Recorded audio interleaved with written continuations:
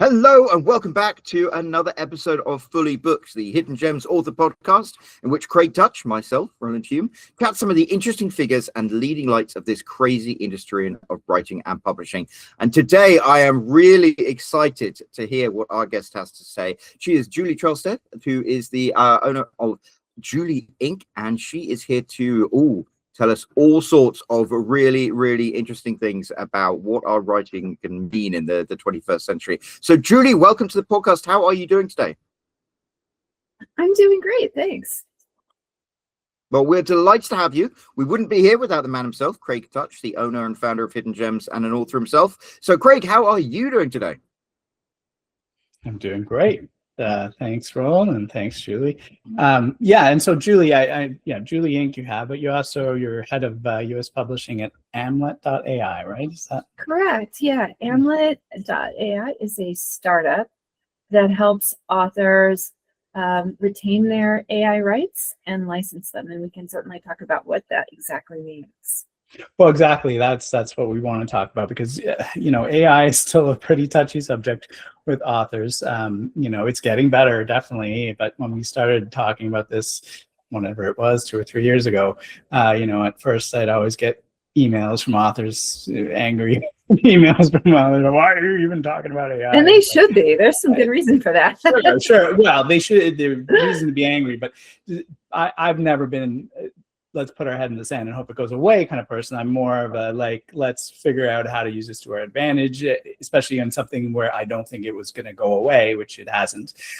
So it's like, okay, yeah, we can fight against it and we can, make all our arguments. But at the end of the day, there's too much money behind it. It's not going away, and it hasn't gone away. So we have to learn to live with it and do so within, the confines of what is comfortable for all of us. And that's, what is comfortable for one author isn't necessarily the same for the other.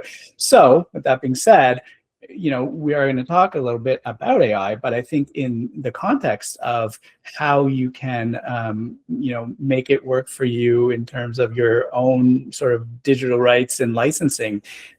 So that hopefully will make it a little more palatable for authors that are still kind of like angry about it. This is like maybe to take back some of your power. Exactly. I mean, that's the whole point of the content registry that we've created. And I could give you a little background on that. Yeah, absolutely. Yeah. So Amlet AI was created by the founder of an ebook distribution company called StreetLib. StreetLib is probably better known in Europe. It's similar to Draft to Digital in the United States or Ingram Spark, where you can upload your book and then distribute it to retailers all over the world. And Giacomo, who is the CEO of StreetLib, got together with a guy named Titus Pan, who were trying to solve the problem in Europe around AI rights for books.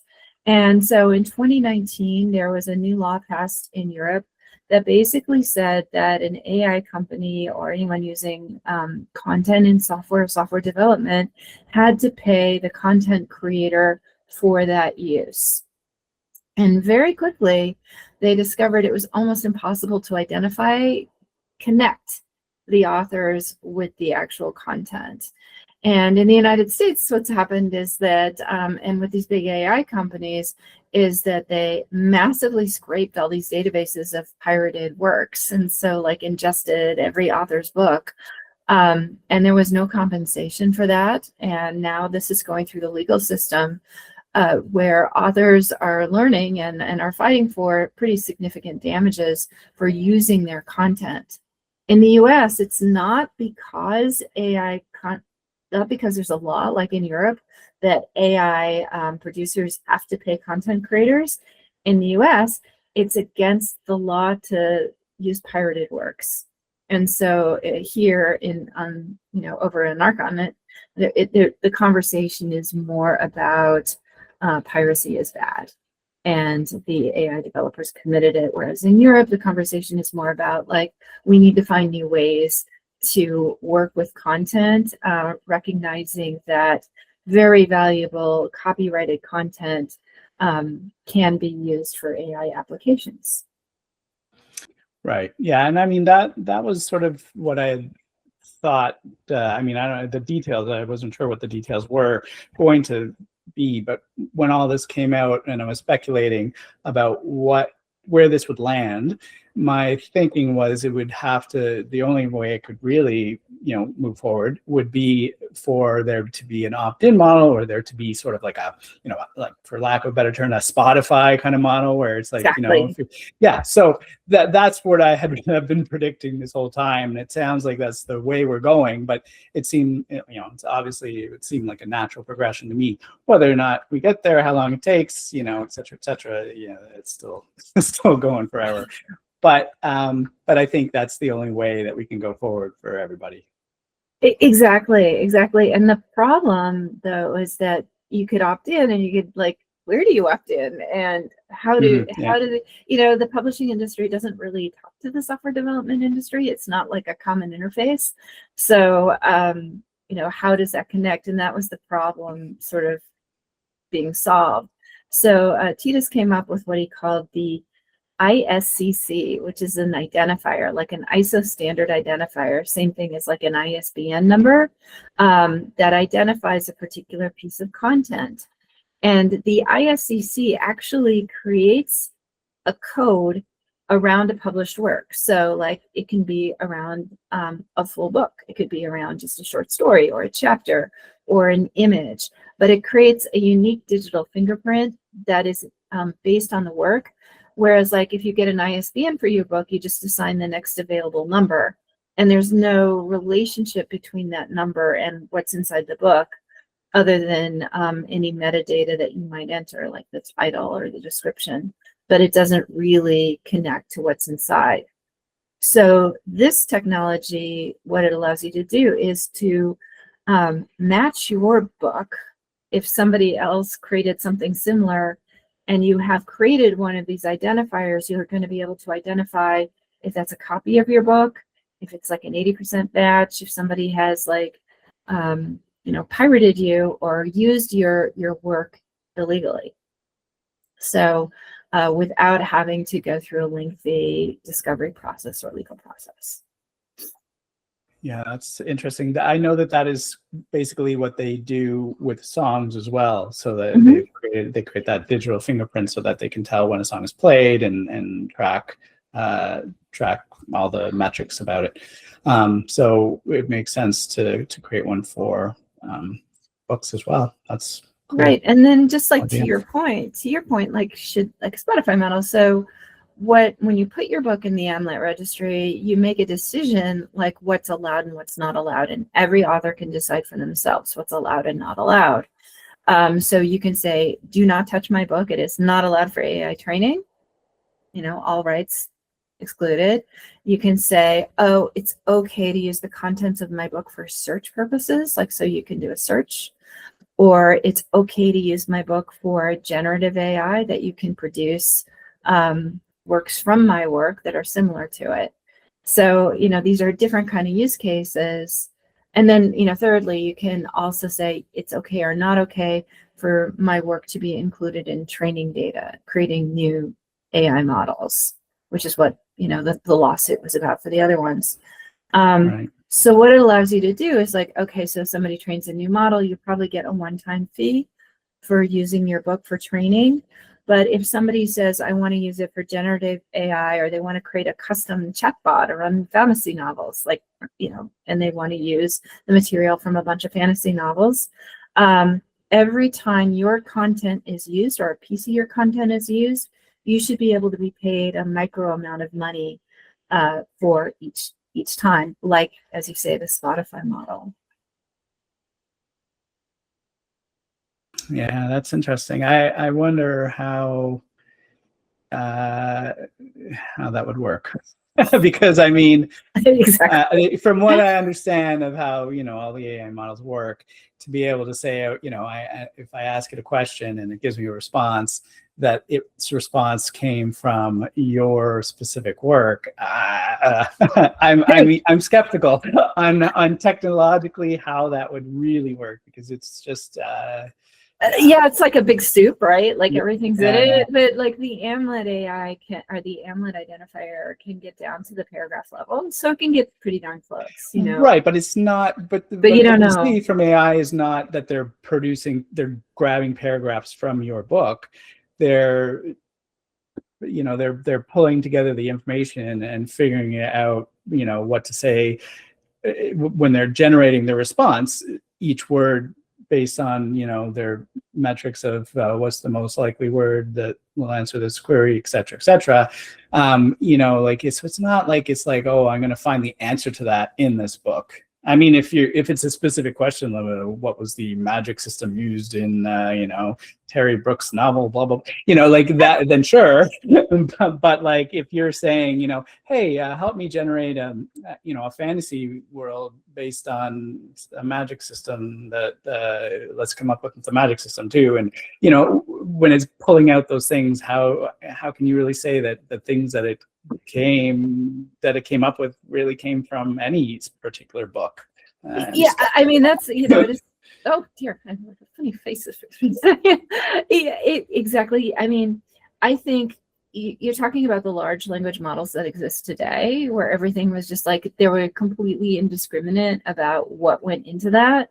I mean, everything, every book, every like not so great novel, all the way up to like New York Times bestsellers and like classics, all went into that model. So which ones are coming out of it, it's hard to say. I think we're really looking for what we call at Amlet the post-scraping era, which is when we hope in the future that models are built on more discernment and that the developers are selecting very particular content that's screened and vetted and put into, so they know, it's like they know the ingredients, what went into the soup, instead of it's made from everything. And also we see in the future this idea that there will probably be more small language models. So we talked to a lot of developers who want to create, say, an application that's kind of closed. It doesn't go out to the whole internet. For instance, like a medical information app, for instance. That kind of app is going to want to license medical textbooks instead of, the comments from the WebMD website. So, where's your content coming from?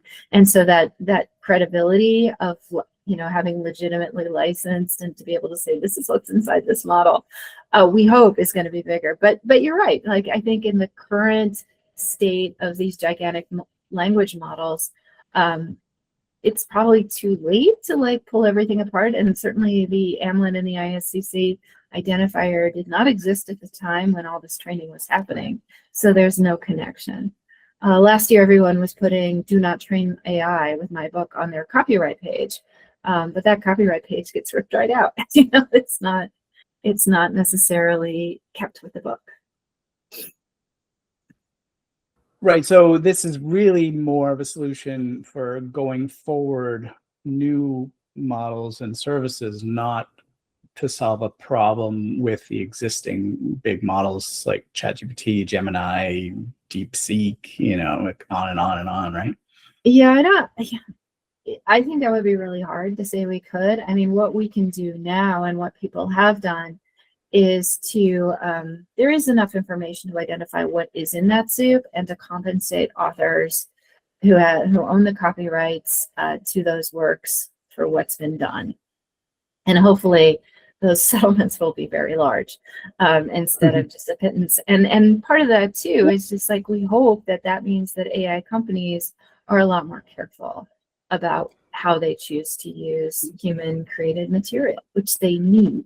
Badly. Yeah, I mean, we saw there's like the Anthropic settlement, I don't know, a couple billion or something. But I mean, we're also seeing the difficulties around the payment, right? So there's the whole thing is you have to be able to, I guess, prove your copyright or something. And then I guess what came out of that was even published authors or like traditionally published authors were finding that their publisher did not, copyright their work like they were supposed to, and thus, they were out of luck. That's a failure. Yeah, but the lawsuits Mhm. continue. Yeah, for sure they will. There are a lot The of U.S. others. They will always continue. Exactly. Yeah, and there's an open AI suit going through the process right now. Oh, absolutely. Yeah. But the amount that people will get out of these companies it will be so small compared. Not nearly enough. It's not enough, and it's and not everyone will be compensated, and then the amounts won't. And it doesn't allow. I don't know. I guess we won't know until the settlement comes, but I doubt there'll be some component where I'll be pull it out if you want to. It's like you said, it's done. It's already baked in. It would be very hard to they'd have to retrain. I don't know how it would work. Well, each new model apparently is made with different stuff. So right. but. I don't really know, but what I've heard too is a lot of people are opting out of the Anthropic. I think they said it was worth about $3,000 per author. But their legal scholars are saying, no, that violation of your rights should be closer to $150,000 in damage per title. So, that's right, really, but who knows?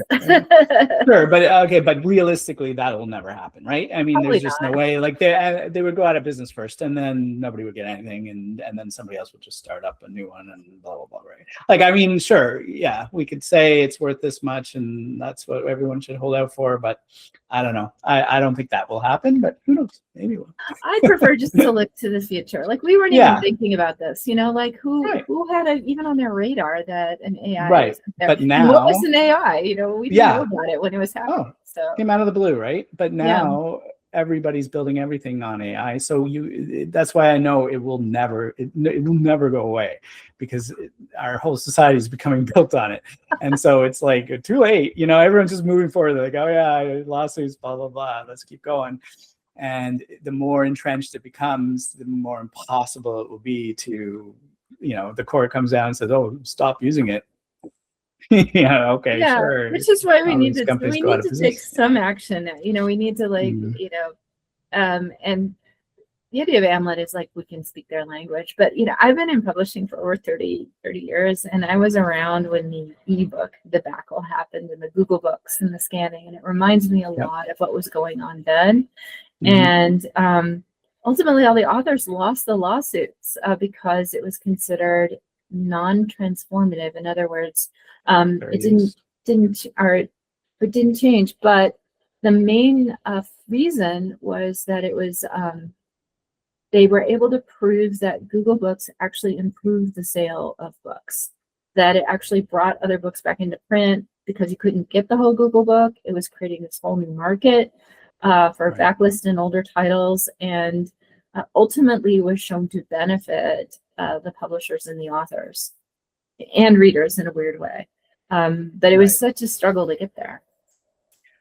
Yeah, and I mean, I can see similar arguments coming in the future for this. Well, there's the greater good argument. Look how much is built on it. If we pulled it away, you might suffer or get some tiny little benefit, but look at everyone else who will suffer from it, or look at all the authors who are using tools to help them write and be productive, not necessarily to write new books, but help them brainstorm, help them there's lots of ways that authors are already using AI to help them to their own levels of comfort. So I can imagine that they might try to use that same sort of argument in the future as well. Oh yes, that it will help you. But I don't think you can deny though that these tools are helping authors hone their craft, improve their work, have a little buddy with them who's always like helping them get their work finished, even if they're not using it to write. So I do, and the only reason it can do that is because it has the knowledge of thousands of millions of other authors. And which is, true of the library too, but this faster and easier and right next to you. Right, exactly.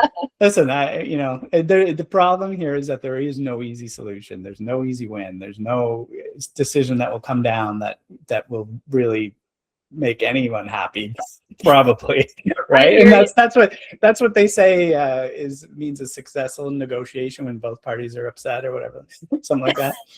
Right. So listen, we'll figure it out. But anyways, so the model, I mean, it makes sense going forward that we create something like this. But the question is, how does it become widespread enough that it's adopted by everyone? How does it become enforceable? How does it, there's a lot of questions that have to be answered before we can say, yeah, this is the solution, right? Absolutely. I mean, these are really early days. Mm-hmm. And I know the attorneys that I've talked to here in New York are very much like, we're looking at Europe for that solution, because in terms of laws and regulations around AI use and intellectual property, Europe is quite a bit ahead of the rest of the world, actually. So, we can kind of look over there and see what's being done in a regulatory way. Amlet, we're creating a situation where you can upload your work for free to get these codes. So we're hoping that we can get as many people to participate. I assume we won't be the only one, but there should be more registries of this ilk, probably all built on the ISCC. And it's just a matter of like educating and, getting people to participate. I mean, people don't even think about getting an ISBN for their work now. Right. That's almost de rigueur. So we're involved with Backer 2 and him. So I think that in the future, it's kind of going to be, better buttoning down. And I also think, like you were referencing the fact that authors couldn't get paid because they weren't registering copyright. I think we all need to be more careful about making sure that all these things, all these T's are crossed and I's are dotted, that, it's pretty solid, that we can prove that we own the work that we created. Yeah. And I mean, yeah. And that's always the problem. That's what frustrates me is like, you can come up with a great solution. Let's say that this was it, right? I have no idea if it is, but let's say this was it. Unless everybody gets behind it, then everybody said, oh, I'm going to create my solution. I'm going to create my solution. And then we have all these different ones and then we're back in a situation. Like, okay, how does that even work if we have too many? Everybody needs to just pick one. And at some point, people need to be like, okay, I get that, the U.S. is based on competition and, and building the same company over and over again. But in some cases, that's not a good idea, right? We need one sort of centralized thing. And I worry about that. I mean, even now, people are, so there's the settlement, but people are opting out and then they create their own lawsuits. Then you see people coming up with their own solution. Putting in, don't use this book for AI in their copyright page. That obviously isn't going to work. I just saw an article today. I didn't read it, but the headline was that Matthew McConaughey was trademarking himself. That was how he was going to get around AI using his likeness. Okay. Sure. It's just going to spawn lawsuits against every single person that creates a Matthew McConaughey, whatever they're doing with it. I don't know. All right. Uh-oh. I'm going to get sued now. I don't know. That gets crazy. But maybe we want to think of it more from the reader perspective. When we talk about like what we tried before, which is DRM, digital rights management, the locks and the encryption that we put on ebooks.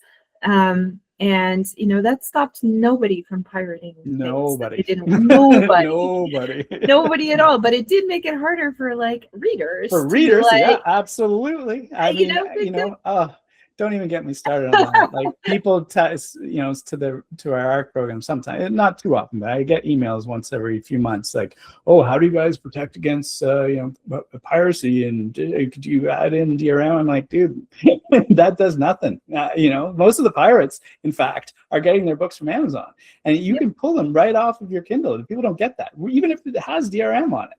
So it's like, they don't want an ARC copy that is like not like the full published version. They want the one that's on Amazon, right? They're not pulling off. Not only that, the scanners are so good that people are buying books by the box full from used bookstores and scanning them and using them. But if we were to think of the reader's perspective, DRM was terrible for readers, and what are the barriers then that we as authors are putting in front of people who want to use an AI augmented book reader, or they're using AI to discover their books, or had a conversation the other day was like, well, if we have like the ebook, the audiobook, that paperback, the hardcover, why not have the ChatGPT version where you can actually, you have permission to upload it into your version of your chatbot, and you can have a conversation with this book or use it to train or learn something.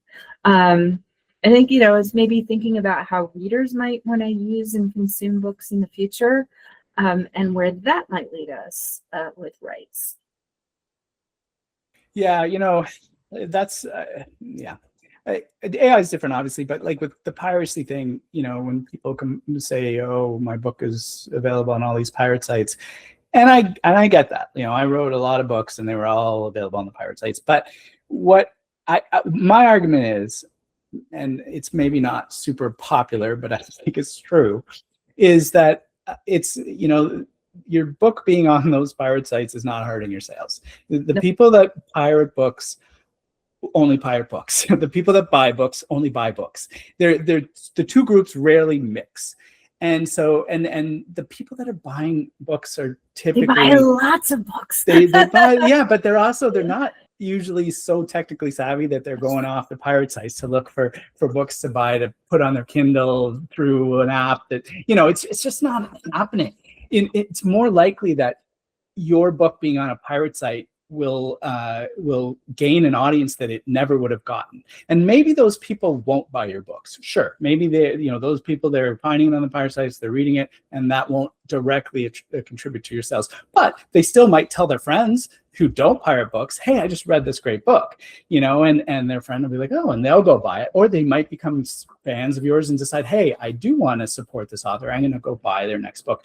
But when they say, "Oh, my book was pirated 10,000 times on this site. That's $3 a book, that's $30,000 I lost." No, you lost $0. None of those people were going to buy your book, most likely.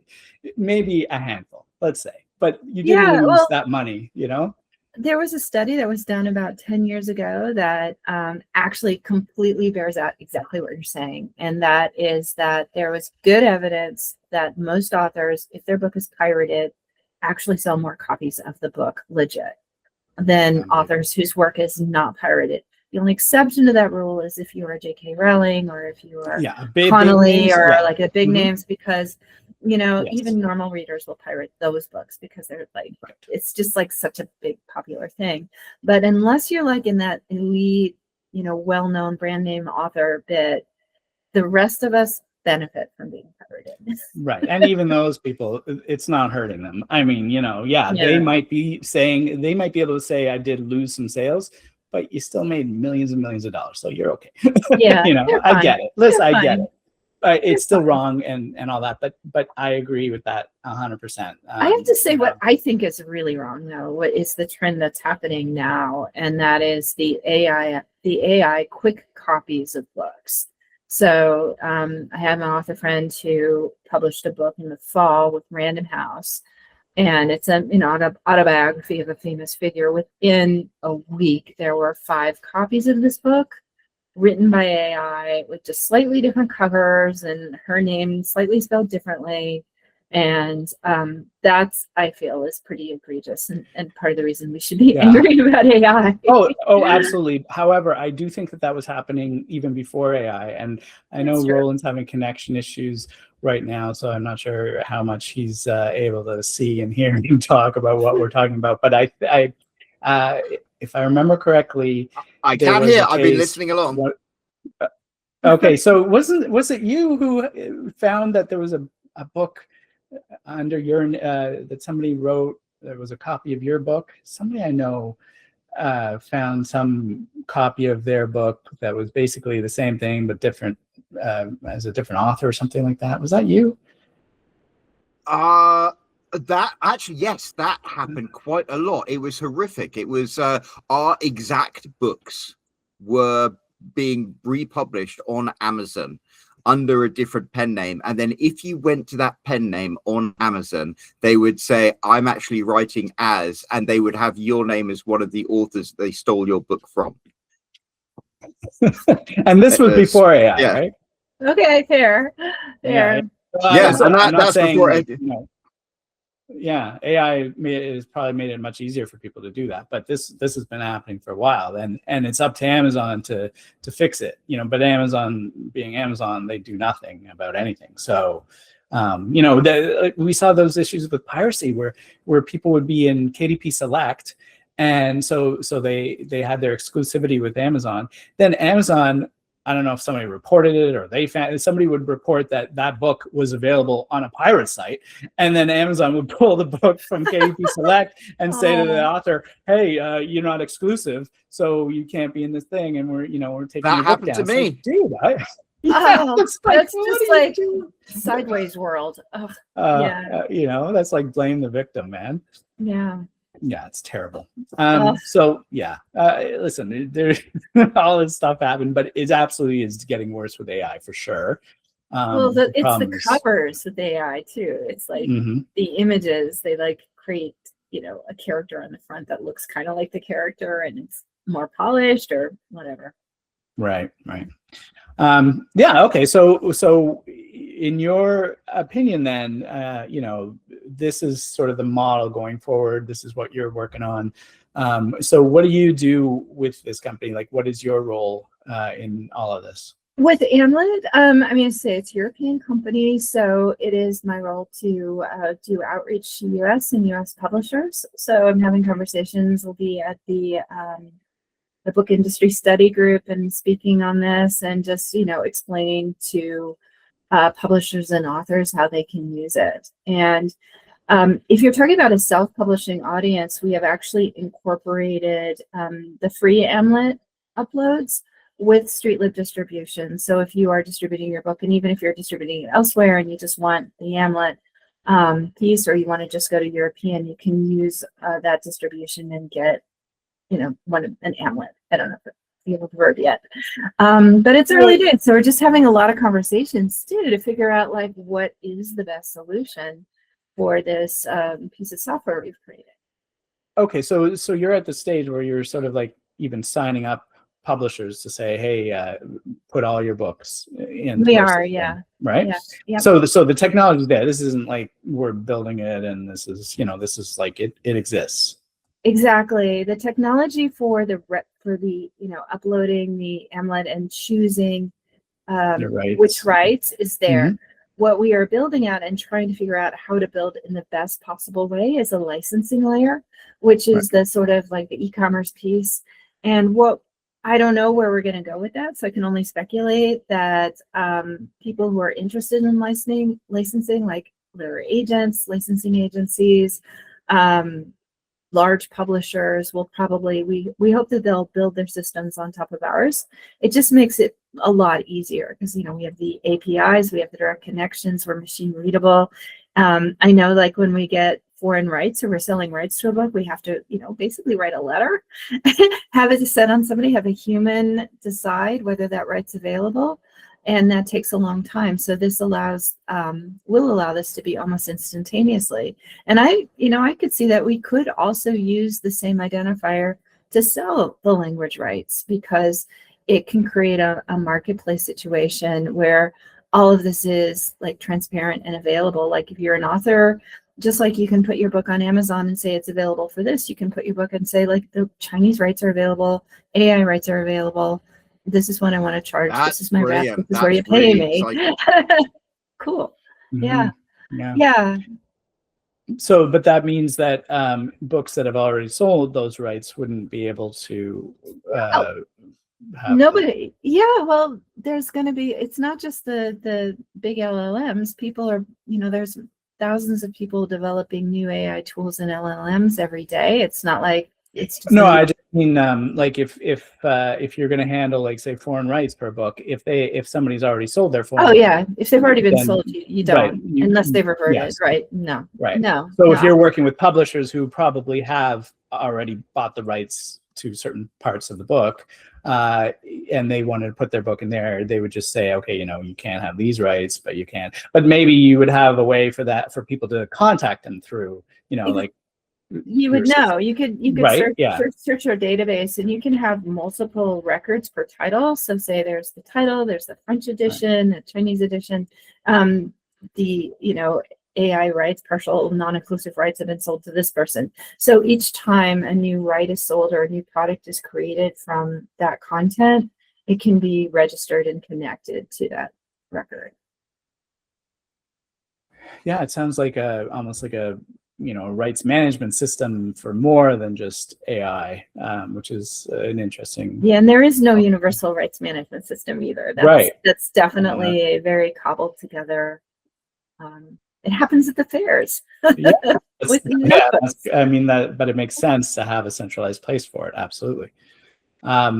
So is there a cost to authors if they wanted generally, maybe if they're not going through your existing Streetlib, but if the self-publisher said, oh, I wanted to create this system, put my book in your system and create the digital fingerprint and manage my rights, do they normally have to pay for that?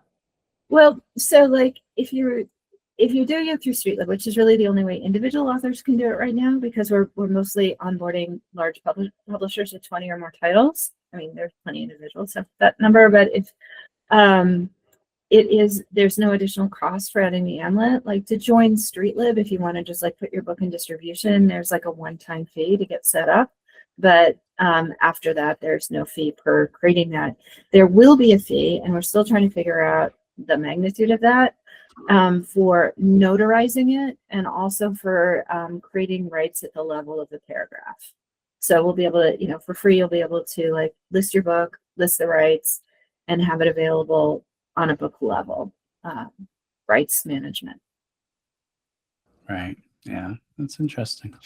And then have you spoken to any of the language model builders to see whether or not they are open to incorporating this somehow into their models, like the ChatGPTs and the Googles and the Metas and all those guys? I believe my partners have, and say like it's early days too. We've talked to AI developers, whether they've actually been the ones in the models. We do know that the model people are approaching our clients, the publishers. So we're having like three-way conversations. Like we can help you facilitate this arrangement. But our focus at Amlet is really the book publishing industry, knowing that it's always a little technologically behind, that music is ahead, photography is ahead, and we want to focus on the rights available in this industry. So we're working, with the publishers and the distributors, the ones who are usually managing those pieces. But I mean more in the sense that wouldn't the person that is creating the AI, wouldn't they need to sort of bake this in? Yes, and that's what I mean, that from the technological side of it. Right. And so that piece of it, if you go to the Amlet site, there's a whole, it's been designed in concert with their requirements. So it has the API connections. They're open, it's open source. So it's designed so that it can easily plug in. Titus, our founder, is a coder, developer, has been working in the AI industry, in this industry a long time. So, and as is Giacomo, who is the head of Streetlib, he is, primarily a tech guy. So they're really coming from that direction. I'm the book person in the equation. Okay. Yeah. So that's what I mean. Like so this isn't like, something you guys are building and hope that one day somebody will adopt it. You are in active discussions, and you've made sure that it sort of conforms with their APIs and all that stuff to see that it actually can work and will work. And, it just comes to, I guess, a critical mass at some point where enough people are demanding it, right? Exactly. And, I say early days, it's just like, are people going to adopt this? And if they do, I think it offers so many benefits, and it solves a lot of real problems we have. I know, like working in a literary agency on the right side of it, that's a very cumbersome process. And, part of the problem what happened with the ebooks is that until 1991, there was no mention of any kind of thing like an electronic book in a publishing contract. So when ebooks came out, there were developers and third-party companies that were not publishers who came in and swooped up a bunch of rights for books that were being published by the major publishers that just happened to have a date prior to 1991. Open Road, Rosetta, these these were like software companies that came in and took these rights. That nobody until the last year or so has written AI rights into any kind of contract either. Right. Wow. Yeah, it's fascinating that this direction is kind of like, well, that we're moving forward. I think it's interesting too that you're creating something that isn't just about the AI, right? This whole rights management system that could have been useful even before AI, right? To manage the rights instead of having it, everybody just has to talk to everybody else and figure out who owns what right and et cetera, et cetera. Having sort of this like registry of rights in one centralized place makes sense in general for the publishing industry. So I think it's yeah, cool. I would love to see it evolve that way. I'm really excited about that and the opportunity and just the idea that it can empower anybody who's making all these deals.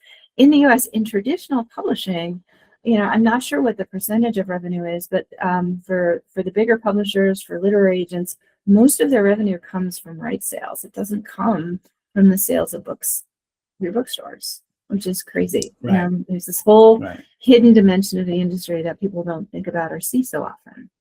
Mm-hmm. And then I guess it's probably too early to even get a sense of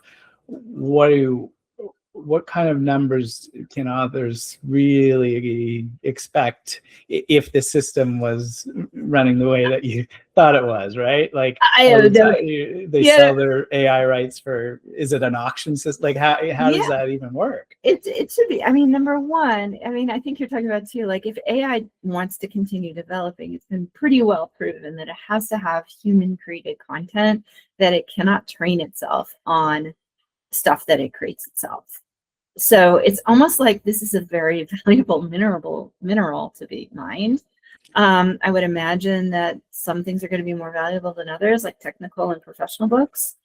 But I want to, I would illustrate it by saying, like, when we were starting with ebooks, we thought we could charge much more for an ebook than a traditional book because they were like software. So the analog was like, we were going to sell books on CD-ROMs for $200, whereas the hardcover only cost $50. Yeah. So that didn't turn out.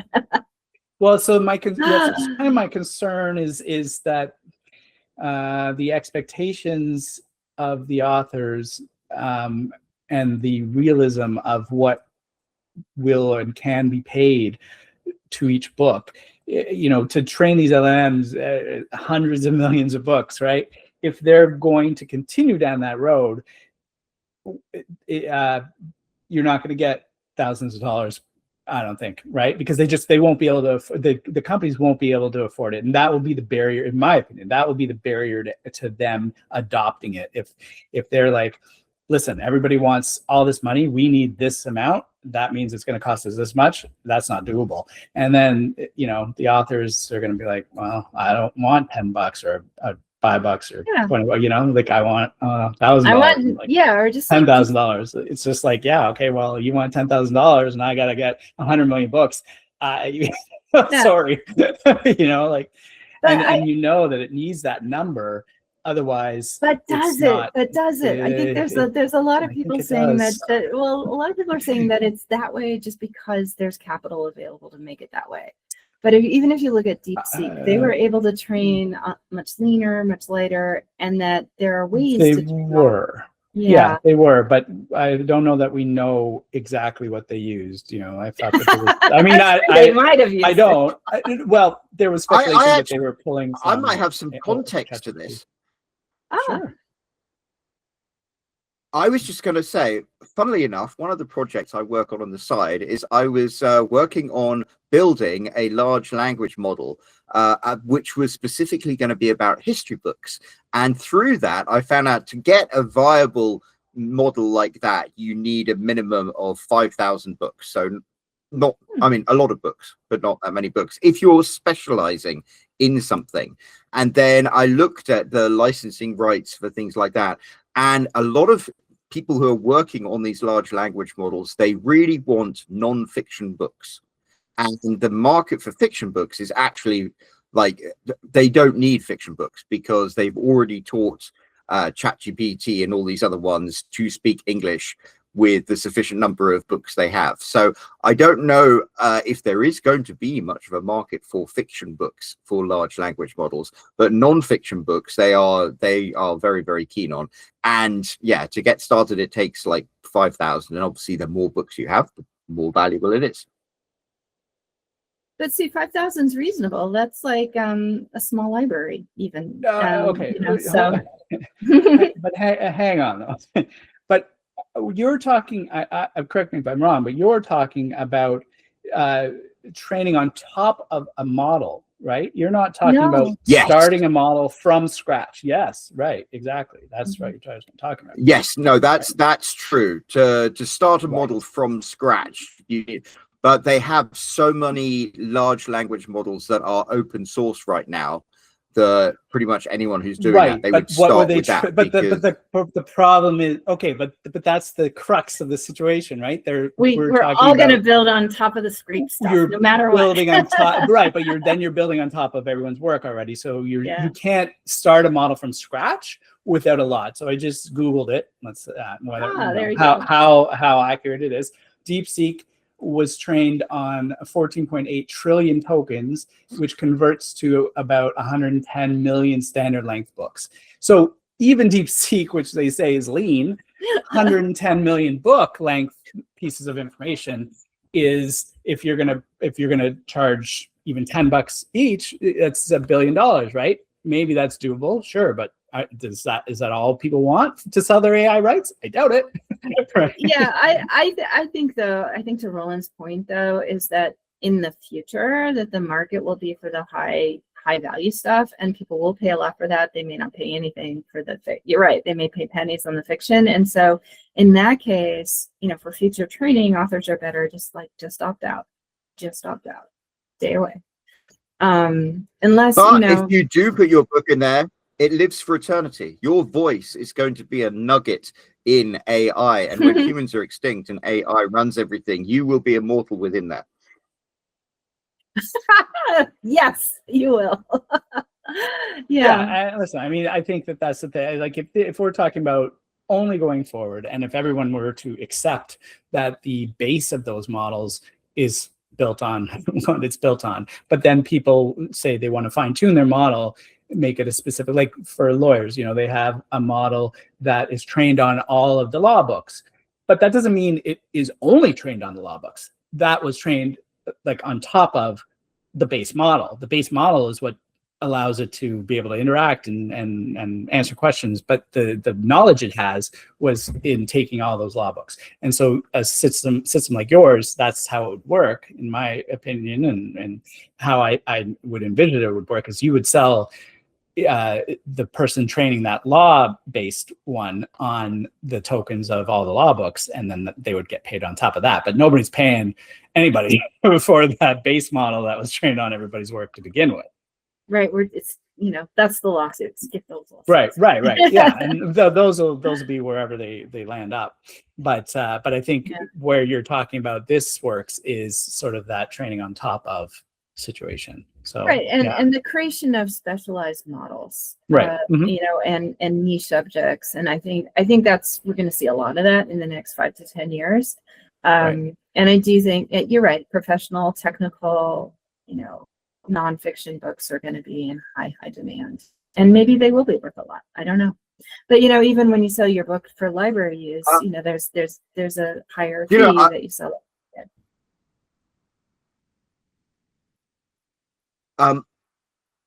I was just going to say, you know, there we were saying that all the models are going to be trained on existing scraped large language models. But actually, do you know what?